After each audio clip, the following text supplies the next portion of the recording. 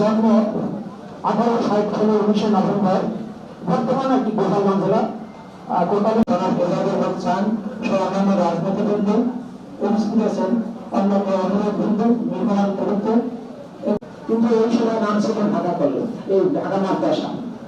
তো এই ঢাকা মাদ্রাসা থেকে 1883 সালে তিনি 1884 সালে বর্তমানে ঢাকা কলেজ থেকে এবং 1800 নজরুল কলেজে শিক্ষকতা করেন। পাশাপাশি তিনি আইন বিএ ডিগ্রি বরিশাল জেলায় দ্বিতীয় গ্রাজুয়েট এবং মুসলমানদের শিক্ষা বিস্তারের জন্য প্রতিষ্ঠান ইনস্টিটিউশন করার জন্য এই চিন্তাধারা থেকে 19 ইনস্টিটিউশন। তো সে সময় এই বিদ্যালয় ইনস্টিটিউশন মানুষ সেখানে এবং 1918 সালে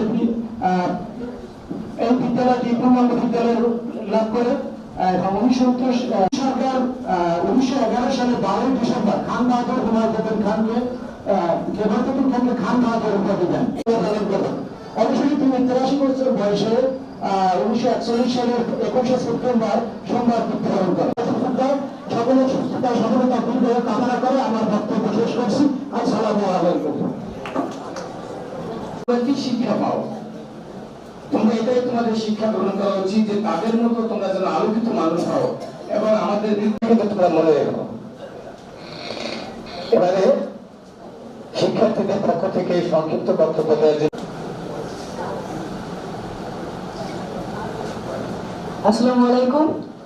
খান বাহাদুর হুমায়ুন আপনি একটি উন্নত প্রতিষ্ঠানে পরিণত করার তৌফিক দিন আল্লাহ। ম্যানেজমেন্টের সাথে জড়িত ছিলেন তারা অনেকেই পৃথিবীতে নাই, তাদের সকলের আরো বর্তমানে যারা শিক্ষকতা করছেন এবং ম্যানেজিং কমিটিতে যারা জড়িত আছেন তাদেরকে সুস্থতা দান করেন, তন্দুরুস্তি দান করেন আল্লাহ। আছেন আল্লাহ সকলের যাদের আত্মীয় স্বজন দুনিয়া থেকে চলে গেছেন তাদের সকলের আরওয়াহকে ইলমের স্থান দিন আল্লাহ। 1971 সালের মহান মুক্তিযুদ্ধে আমরা রক্ত দিয়েছি, জীবন দিয়েছি। 24 গণ অভ্যুত্থানে আমরা অনেকে জীবন দিয়েছি। ওয়া সালামুন আলাল মুরসালিন আলহামদুলিল্লাহ।